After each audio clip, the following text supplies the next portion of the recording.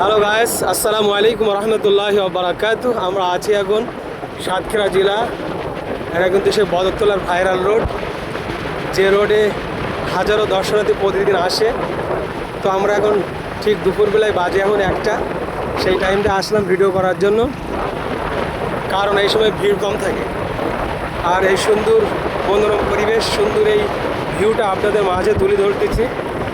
ভিডিওটি কেমন লাগবে অবশ্যই কিন্তু আপনারা কমেন্ট করে জানাবেন। ভালো লাগলে লাইক কমেন্ট শেয়ার করবেন।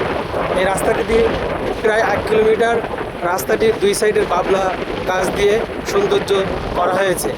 অনেক বাবলা গাছ বড় হয়ে গিয়েছে, ওই গাছগুলো কিন্তু কেটে দেওয়া হয়েছে।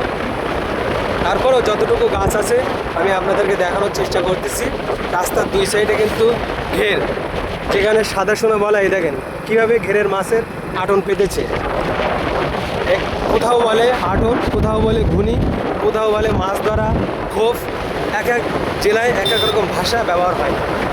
সাতক্ষীরা জেলার মানুষ বাগদা চিংড়ি চাষ করে, এবং যেটা ছাটি চিংড়ি বলে, ভেটকি মাছ বলে, অনেক সাদা মাছ চাষ করে। কিন্তু বিশেষ করে সাতক্ষীরার মানুষের যে খুলনা বিভাগের যে ঐতিহ্যবাহী সাদা সোনা, সেটা হচ্ছে চিংড়ি।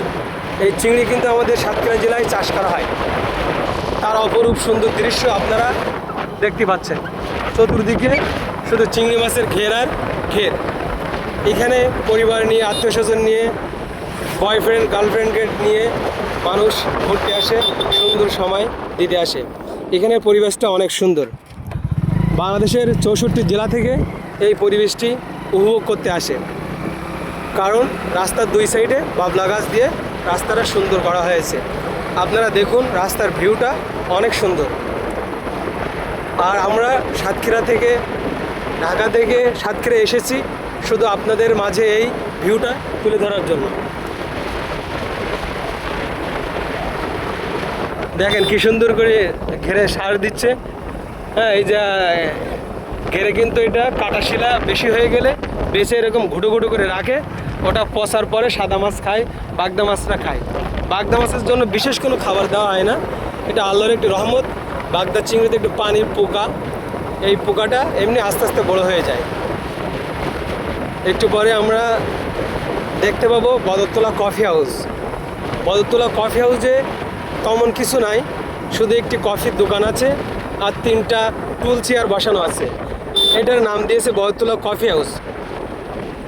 অর্থাৎ এখানে খুব ছোটোখাটো একটি কফি হাউস, কিছু দেখানোর মতো এখানে নাই। শুধু রাতের সৌন্দর্যটা অনেক ভালো লাগে, ঠান্ডা বাতাস, ঝিরিঝিরি আবহাওয়া, অনেক সুন্দর দৃশ্য। প্রকৃতির মাঝে যখন মানুষ আসে, একটু নিরিবিলি হাওয়া বাতাস খেতে আসে, সারাদিন পরিশ্রমের পরে সুন্দর এই জায়গায় তাদের সময়টুকু দিয়ে পরিবারের কাছে চলে যায়। তো বন্ধুরা, আপনারা ভিডিওটি ভালো লাগলে অবশ্যই লাইক কমেন্ট শেয়ার করতে ভুলবেন না। আর রাস্তার ভিউটা কেমন অবশ্যই আপনারা কিন্তু জানাবেন। অবশ্যই আমার ভিডিওটি একটু বড় হচ্ছে, কারণ এই সৌন্দর্যটা আপনাদের জন্য করা হচ্ছে। এই ভিডিওটা সৌন্দর্যটা দেখানোর জন্য কিন্তু ভিডিওটা আমরা করতেছি।